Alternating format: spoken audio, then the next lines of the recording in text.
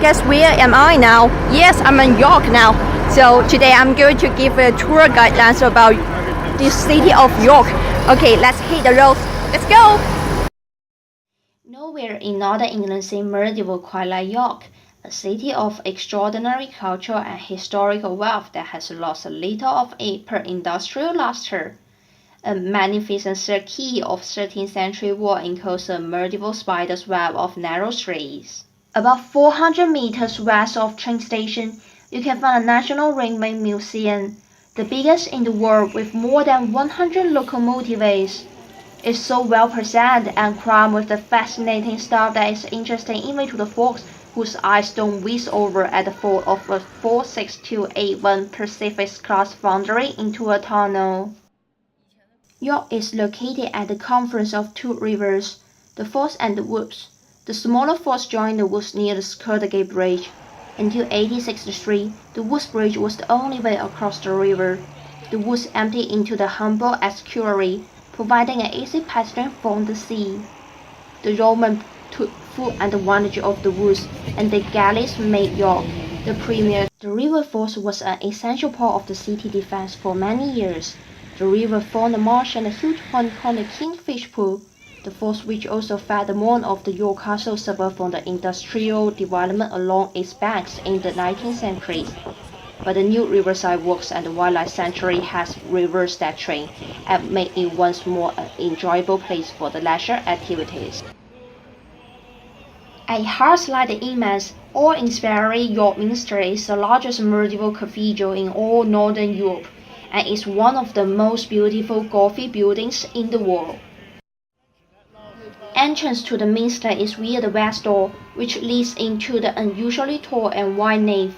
The aisles are roofed in stone and construct to the central roof, which is wood painting and look like stone. There are several fine windows dating from the early 14th century, but the most impressive one is the great west window above the entrance, with its beautiful heart-shaped stone tracery. Separating the choir from the nave is a super 15th century choir screen with 15 statues depicting the King of England from William I to Henry VI. Beyond the screen and the carved wooden door of the choir is the Lady Triple, and behind it, the high altar, which is dominated by the huge great east window. It is the largest medieval stained glass window in the world, and the cathedral's single most important treasure. If this is the only cathedral you visit in England, you will still walk away certified. The Shamble takes its name from the Saxon word "shamil", meaning slaughterhouse. In 1862, there were 26 butcher shops on this street. Today, the butchers are long gone, but this narrow cobble-lane, lined with 15th century Tudor buildings that overhang so much they seem to mean about your head, is most picturesque in Britain, and one of the most visited in Europe, often crammed with visitors intent on buying a tacky souvenir before rushing back to the tour bus. Betty's always has a long queue outside, as it is a must visit when in York. It is nice to learn about the story behind the tea rooms. The shop has so much variety. I wouldn't visit if you're starving and want a filling dinner. However, if you're looking for a light lunch or for an afternoon tea, Betty is 100% the place. Having some dessert and pot of tea will definitely light up your afternoon. All gorgeous looking and promptuous. Dietary requirement were not a problem at all. The survey is great. Waitress is friendly. I have some great little anecdote about York. They all look lovely in their uniform and the place itself is beautiful. I recommend to all my friends and family whenever they visit York.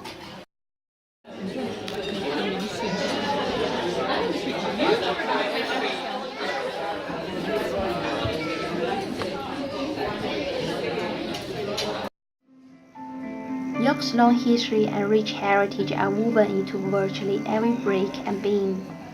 And the modern tourism-oriented city with a myriad museum, restaurant, cafe, and traditional pub is carefully maintained here to this heritage.